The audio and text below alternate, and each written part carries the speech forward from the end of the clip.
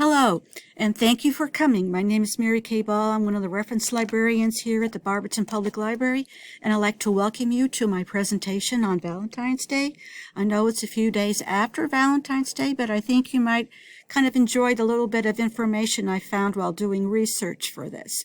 So sit back and relax and enjoy the presentation. What is Valentine's Day, and why is the 14th set aside for Valentine's Day, and who was Saint Valentine? How did the custom of giving flowers and candy come about? Who was Saint Valentine? The Catholic Church recognizes at least 3 different saints named Valentine or Valentinus, all of whom were martyred. One legend contends that Valentine was a priest who served in the 3rd century in Rome when Claudius II was emperor. At the time, Claudius wanted his soldiers not to have family ties like marriage and outlawed it. Valentine defied the emperor's ruling and married the young soldiers and their sweethearts in secret. When Valentine's secret marriages were discovered, he was put to death. Another saint, Valentine of Terni, is considered by scholars to be the actual real Saint Valentine. Saint Valentine cured the son of a prominent scholar of a disease that contorted the child's body, and the family converted to Christianity, which eventually led to the execution of Valentine and the scholar. And why is Valentine's Day celebrated in mid-February?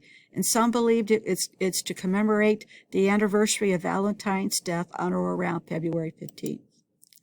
There was a Roman festival called Lupercalia, celebrated on the Ides of February or February 15th, and it was dedicated to the Roman god of agriculture, as well to the founders Romulus and Remus, and this festival involved an animal sacrifice of a goat for fertility and a dog for purification. And the goat's hide would be cut into strips and dipped into sacrificial blood. Young men would take the strips and gently slap a woman of their choice with the strips, and the women welcomed this ritual as they believed it made them more fertile. And the holiday sort of moved away from the pagan celebrations to a Christian feast day in the 5th century. Pope Gelasius I deemed Lupercalia as unchristian and declared February 14th as St. Valentine's Day. And during the Middle Ages, the idea of love and courtly love became popular. Some people believed that this was the beginning of the bird's mating season, and so that was a feast day for romance, and the poet Geoffrey Chaucer also added a little romance in some of his poems. The idea of courtly love becomes very popular, but it was coined and defined in the 1800s, but referred to the rituals in medieval Europe. Marriages among royal families were often arranged for diplomatic purposes rather than romantic, and is associated with troubadours, poets, and legendary stories that became very popular throughout the Middle Ages. And the romantic tales of knights going off to the Crusades carried with them stories of courtly love. And there's some popular books at that time on courtly love. This one is The Romance of the Rose. And this is also about Cupid, who is often portrayed on Valentine's Day cards as a naked cherub, launching arrows of love at unsuspecting lovers. Cupid has roots in Roman and Greek mythology as the Greek god of love, Eros. And in ancient Greek poetry, he was a handsome immortal who played with the emotions of gods and men, using golden arrows to incite love and leaden ones to show aversion. And the chubby version that we've known came from the Hellenistic period of ancient Greece, and that's about 322 BC. Then we start to see some cards coming out, and the Valentine's Day became very popular in the 19th century, and printed cards came along in the mid-1800s. And it became very popular after 1840. The tradition spread from England to the U.S. when the printing and giving of cards increased dramatically. In New York, 15,000 cards were exchanged in 1843. By 1867, that number increased to 1 million. Many of the Valentines contain notes that the recipient was expected to reply yes or no to be my Valentine, and sometimes this continued on for several days. They were often sent anonymously, and the fun was trying to guess who the secret admirer was. But there were also some not-so-nice Valentines. They are called vinegar Valentines and were very insulting and often sent anonymously. and they were quite popular. So I suppose if there was someone that was disliked, he or she received some of these vinegar valentines. There is an American connection to Valentine's Day. Esther Holland is the mother of the American Valentine.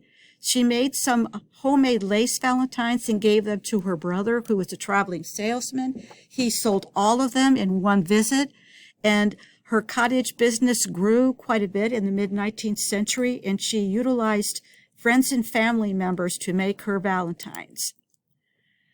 She quickly grew out of her home, and they had to go into another space. And her business at one time earned $100,000 a year producing valentines. And in 21st century dollars, that's about $3 million. Her cards included lift-up flaps, die cuts, embossed flowers, shadow boxes, and ornate patterns.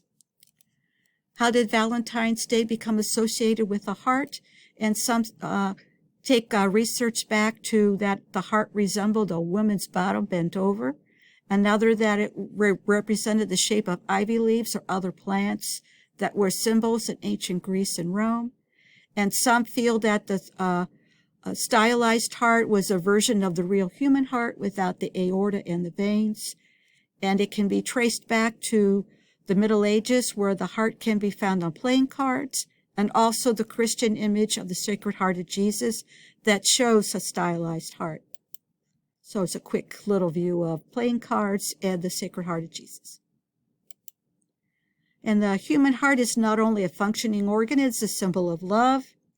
And it became one of the most popular American holidays because it does focus on love and relationships. And it's one day during the year where the focus is on love.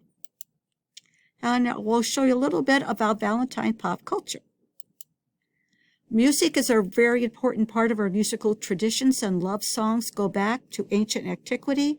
And we don't have sheet music from the ancient times, but they often accompanied the poems with a lyre or a cithara to the recitation of the poems.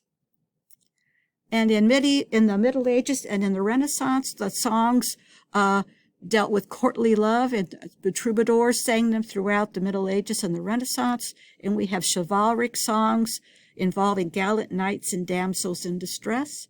And the melodies in the Renaissance became a little more complicated, and they added viols, lutes, lyres, and mandolins.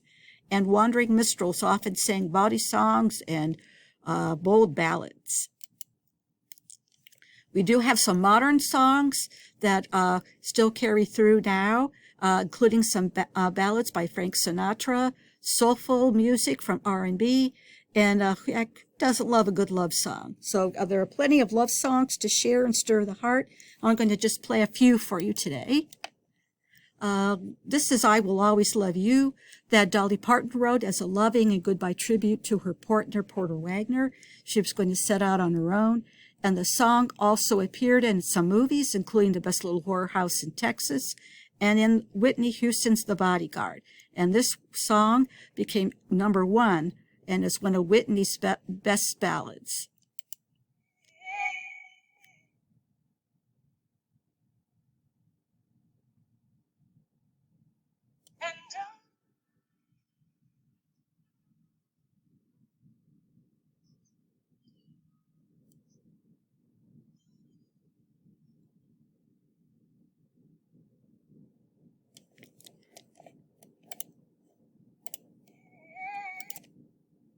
Another wonderful love song is At Last by Etta James. It became her signature song in 1961, and it is also very popular at weddings and wedding receptions.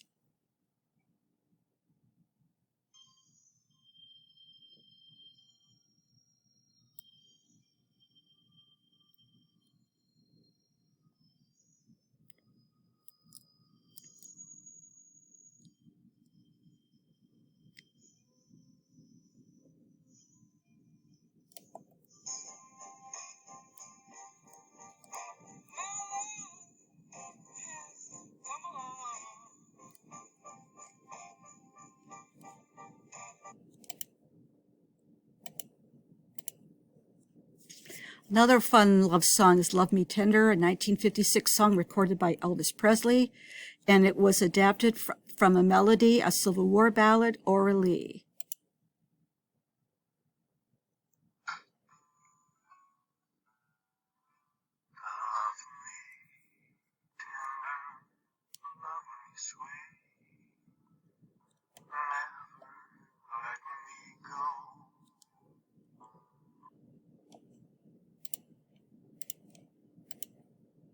Okay, we'll hit on a little bit of love stories for you next.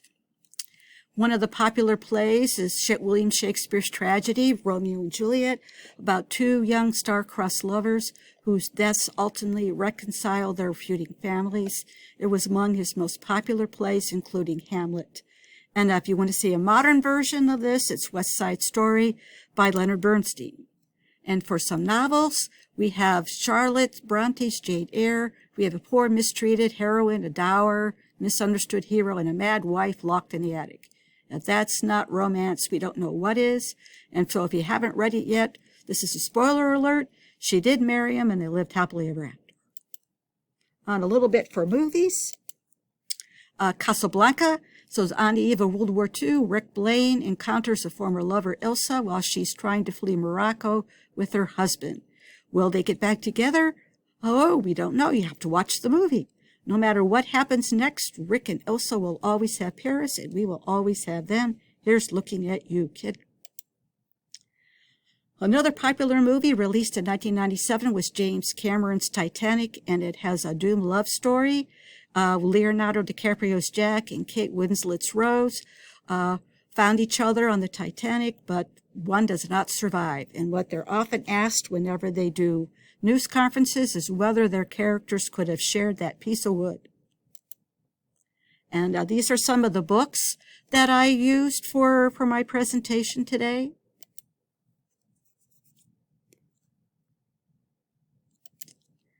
And some of my online sources if you want to look for some more information. If you have any questions, feel free to email them to me, maryk.ball@barbertonlibrary.org or at reference@barbertonlibrary.org, and we will try and answer your question. This was a little quick summary of my presentation that I gave on Facebook Live. Okay, we do have some things to look forward to in the library. The one is a presentation for this Wednesday, February 17th at 2:30 p.m. Sarah Hayes, our local historian, will present a program on pioneer life in Ohio that followed the War of 1812 through the mid-19th century, and it does involve quite a bit the Western Reserve where we live. So that might be fun to tune into to find some more information out about Ohio. If you like art or know someone who does, pick up a puzzle kit at the library.